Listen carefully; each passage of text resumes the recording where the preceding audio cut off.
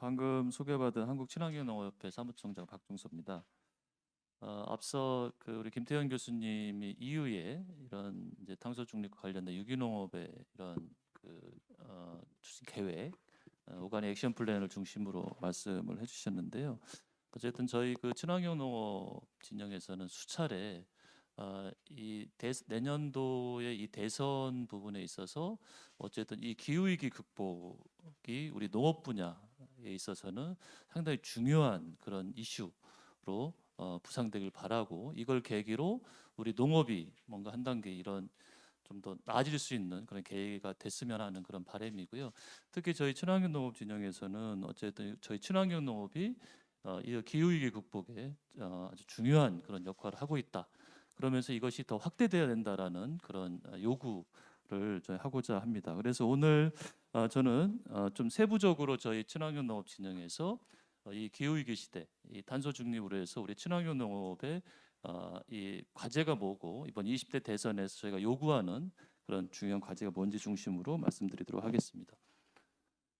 예, 먼저 20대 농정의 핵심 방향 부분인데요. 어쨌든 전반적으로 20대에 있어서의 농정은 어쨌든 이 수십 년 동안 지속되어 온 이 신자유주의 개방 농정으로 인해서 우리 농업 농촌은 상당한 그런 어려움에 지금 직면하고 있습니다. 거기에 더해서 기후 위기는 거기에 더 어려움을 더 가중시키고 있고요.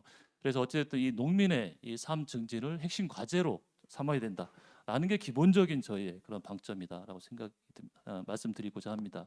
그래서 어쨌든 이 수십 년 동안 이어져 왔던 이 신자유주의 개방 농정을 폐기하고, 그리고 기후 위기 이 극복에 부응하는 농업, 그리고 이 관료 중심의 이런 농정, 전혀 현장의 목소리를 귀담아 듣지 않는 이 관료들 중심으로의 농정을 극복을 해야 되고, 이를 통해서 우리 국민과 함께하는 농업으로의 이 농정 전환이 실현돼야 된다라는 게 저희가 큰 틀에서의 이 기조라고 말씀드릴 수 있겠습니다.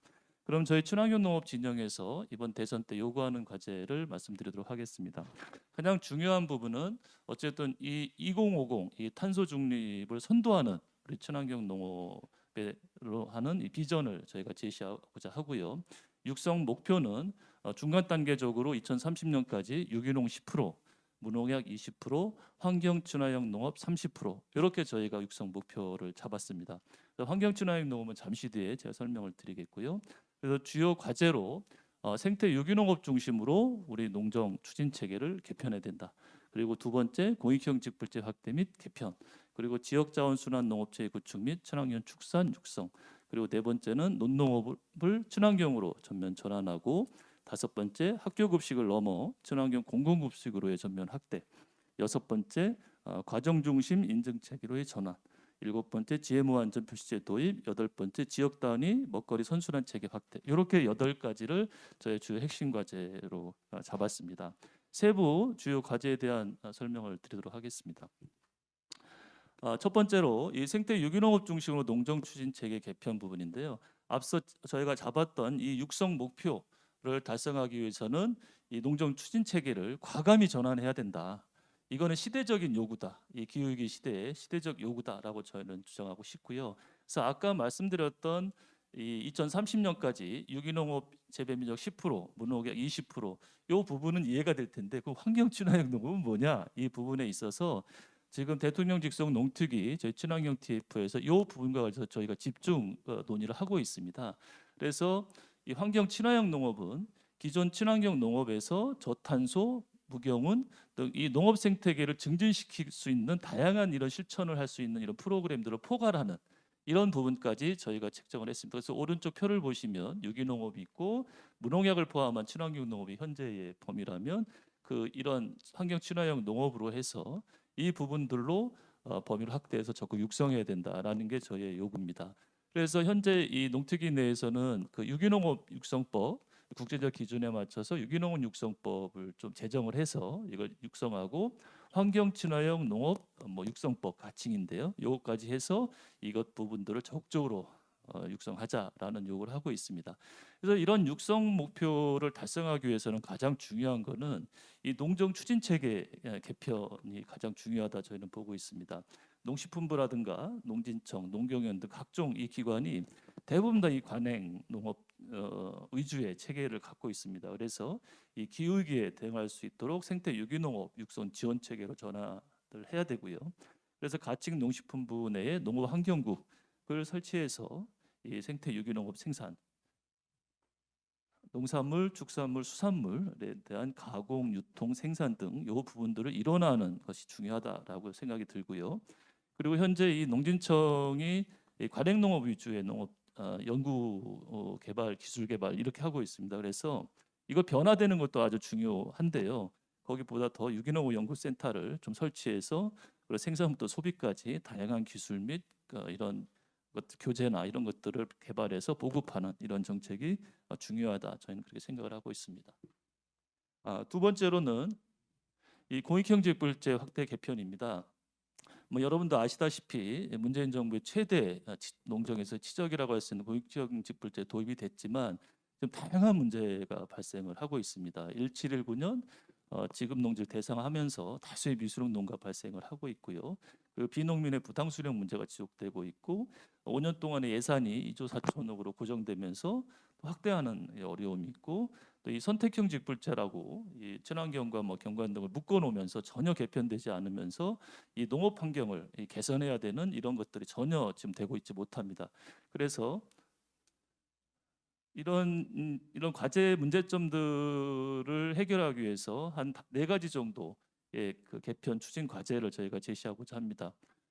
이 2025년까지 현재의 직불제 예산 5조 원으로 예산 확대를 요구하고자 합니다. 이걸 신규 예산으로 다 하면 좋겠지만 저희가 요구하는 것은 좀 비효율적인 농업 예산들을 과감히 직불제로 전환하고 신규 예산을 확대해서 25년까지는 5조 원 그리고 2030년까지는 전체 농림 예산의 50%를 직불제 예산으로 확대하기 위한 계획 마련이 중요하다. 저희는 요구하고 있고요. 그리고 이 공익형직불제의 이 도입에서 아까 말씀드렸던 것처럼 이 탄소 중립이나 이 기후위기 대응 그리고 생물 다양성, 환경 생태적 실천 활동 중심으로 한 선택형 직불제가 도입되지 못했습니다. 그래서 이런 부분들을 도입하는 전면 개편과 예산 확대가 필요하다 이런 말씀을 드리겠고요. 그리고 이 지역 마을 단위 이 환경 친화형 농업 활동 확산에 아주 중요한 역할을 하고 있는 농업환경 보전 프로그램의 확대 또한 중요합니다. 그리고 단기적인 과제도 이번 차기 정부에서는 바로 이것들이 해결돼야 됩니다. 그래서 이 아까 1719년으로 묶어놨던 부분들을 영농을 하는 모든 농지를 대상으로 직불금을 지급해야 되고 이 부재지주의 부당 수령 문제를 더 강력하게 관리 시스템 마련해야 되고 그리고 친환경농업 직불제에 대한 개편, 유기직불 금액 인상이라든가 무농약 지속 지급, 또 면적 확대, 금액 인상 이런 부분들이 중요하고요. 하다 할 수 있겠습니다. 다음으로는 지역자원순환 농업체계 구축 및 친환경 축산 육성입니다. 지금 이 탄소 중립 실현에 있어서 이 축산 문제 아주 중요합니다. 그리고 토양의 이 탄소 저장에 대한 부분도 아주 중요하기 때문에 이 축산 문제의 분류 그리고 농업 부산물을 어떻게 활용하느냐가 아주 중요한 정책이라고 할 수 있겠습니다. 그래서 이런 그 해외에 수입되고 있는 이런 그 사료나 비료의 이런 것들을 최대한 줄이고 그리고 이 지역 내 생산되는 분뇨라든가 농업 부산물을 적극적으로 농업에 활용하는 이런 정책들이 필요하다 이렇게 말씀을 드리도록 하겠습니다. 제가 마스크를 써서 숨이 차가지고 지금 잠깐 좀 힘드네요. 예, 예, 잠깐 벗고 하겠습니다.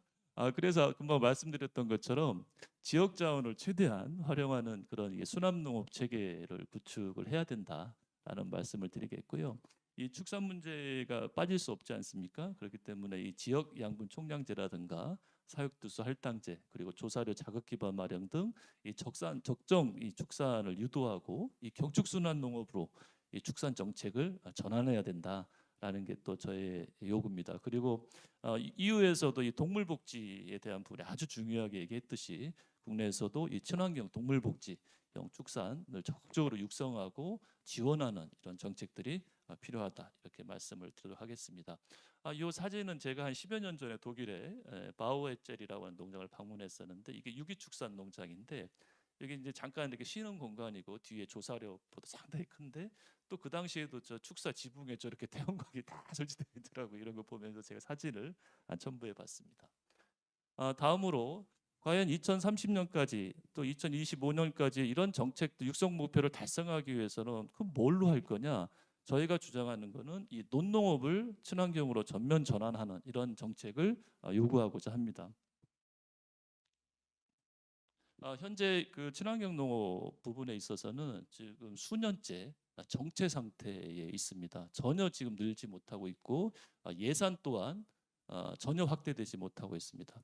단적으로 4차 친환경 농업 육성 5개년 계획 때 농식품부는 2020년 이제 작년에 끝났는데요. 8% 육성 목표를 했습니다. 그게 그 당시에 16년도 세울 때 가장 현실적인 목표다 했는데 5.2% 달성에 그쳤습니다. 그러니까 육성 계획을 하나만 한 거였거든요. 거의 증가가 안 했기 때문에 이 부분에 과감한 그런 지원, 육성 목표 설정하고 지원이 좀 필요하다 이렇게 생각하는데 그게 가장 유력한 수단으로 현재 논농업을 전면적으로 친환경으로 전환하는 이런 정책이 필요하다라고 생각합니다. 왜 논이냐? 현재 논농업은 이 밭농업, 또 과수나 이런 것보다 가장 수월합니다. 이 정책적인 지원이나 의지만 있으면 충분히 할 수 있는 부분이기 때문에 이 부분을 통해서 이 국가의 이 절반 가까이 되는 논을 친환경으로 전면 전환하는 점진적 전환이겠죠. 이렇게 되는 것들이 필요하다 이렇게 생각합니다. 그래서 친환경 농업을 하면 초기 수확량이 떨어진다고 합니다. 점진적으로 회복이 되는 이런 부분들을 그런 그 연구기관에서 적극적인 기술 개발을 통해서 이것들 생산의 안정화를 이룰 수 있도록 하고 초기에 그러면서 이제 직불금을 통해서 이 감소분에 대한 보전뿐만 아니고 나중에 이 논이 갖고 있는 친환경 논을 통해서 생물 다양성이나 또 이 온실가스 흡수 이런 부분들에 대해서 해서 그런 고객적 기능에 대한 보상을 확대하는 이런 정책들이 중요하다 생각이 들고요. 그럼 이렇게 생산된 쌀은 어떻게 할 거냐? 일반 시중에 어떻게 할 거냐? 소득 그 부분에 대해서는 저희는 어쨌든 이 부분을 전량 공공 수매에서 정부가 나란미로 공급하는 곳 쪽에 공공급식 분야에 많이 되겠죠. 여기에 친환경 쌀을 우선적으로 공급하는 이런 정책들이 같이 병행해야 된다라는 요구를 하고자 합니다. 다음은 이제 소비 부분에 있어서 이 학교 급식을 넘어 친환경 공공급식으로의 확대 이 부분이 있는데요. 어쨌든 친환경 농업이 정부 중심으로 육성이 되다가 좀 많이 발전했던 게 2010년도부터 시작됐던 친환경 무상급식을 통해서 많이 이렇게 확대가 됐습니다. 농가들도 계약 재배를 통해서 안정적으로 공급하는 이 체계가 점진적으로 이 확대를 돼서 현재 친환경 농업의 큰 한 40% 가까이가 학교 급식에 공급될 정도로 큰 농민들에게 친환경 농민들에게 안정적인 판로를 했는데 이거를 뛰어넘어서 어쨌든 이 공공적 영역에 이 친환경을 우선적으로 공급하는 정책은 현재 진행되지 못하고 있습니다. 그래서 이런 부분들을 과감하게 전환해야 된다라는 부분입니다.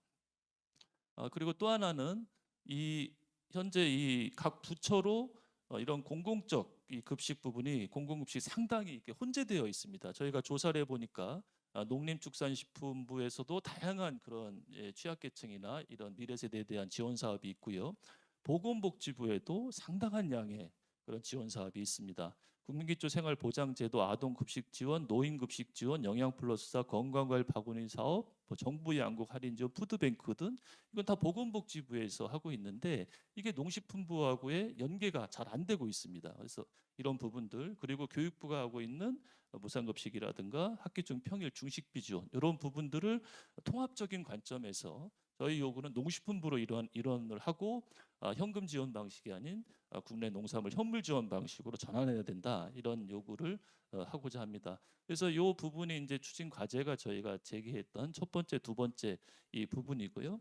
현재 이 학교급식법이 큰 판로 부분에 차지하고 있지만 이게 지방위임사무로 되어 있다 보니까 이게 상당히 지역에서 편차가 들쑥날쑥하고 체계적이지 못합니다.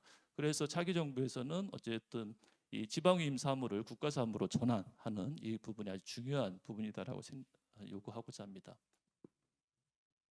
다음은 이 현장에서 친환경 농가들이 가장 어려워하는 부분들 중에 하나가 이 인증 문제입니다. 아까도 이제 우리 김태형 교수님 전 세계적으로 유기농이 어쨌든 국가적 단위에서의 가장 강력한 이런 인증 관리 체계라고 말씀하셨는데 저희 나라가 전 세계에서 거의 유례 없을 정도로 아주 강력한 그런 정책을 하고 있습니다. 그러다 보니까 농민들의 그런 이런 의지들이나 여러 가지들이 많이 이게 제약되고 위축되는 이런 문제들이 발생을 하고 있습니다. 여기에 핵심적으로 작용하는 것이 결과 중심의 인증 시스템입니다. 그래서 많은 농가들이 의도하든 의도치 않든 작물에서 농약이 검출이 되거나 토양에서 검출이 되면 무조건 다 인증이 취소되거나 표시를 하지 못하는 이런 부분들이 생기고 있습니다. 이런 문제가 되다 보니까 암만 과정을 열심히 해도 결과가 그렇게 나오면 이런 불이익을 받기 때문에 이 친환경 농가들이 가장 어려움을 겪고 있는 상황이다. 그래서 이 외국과 같이 외국은 이런 과정을 심사해서 그 과정이 정당하면 인증을 이렇게 유지하는 이런 시스템이거든요. 그리고 적극적으로 육성하는 시스템인데 저희 나라는 육성보다 아주 관리적인 부분으로 하다 보니까 농가들이 상당히 어려움이 있는데 그래서 이런 과정 중심의 인증 시스템으로 전환하기 위해서 관련 법과 이 제도를 정비를 해야 된다. 이런 말씀을 드리겠고요. 그리고 이런 부분들을 적극적으로 추진하는 것이 저희가 독립적인 인정기관을 설립을 추진해야 된다. 현재 농가론이 이 부분 하고 있는데 농가는 이 서류 중심의 이런 이 관리 시스템을 하다 보니까 현장에서의 그 다양한 그런 이 과정에서 발생하고 있는 이런 것들이 전혀 이렇게 반영이 되지 못합니다. 그래서 이런 부분에 대한 요구를 하고자 합니다. 최근에 어떤 분은 이제 이 과정 중심이라고 하니까 잘 이해가 안 되는데 요거를 좀 바꿨으면 좋겠다. 그러면서 환경 중심의 인증 시스템으로 바꾸자. 이런 부분들 어떻게 했느냐라는 제안도 해주셨는데 아주 중요한 그런 말씀이다 저는 생각이 듭니다.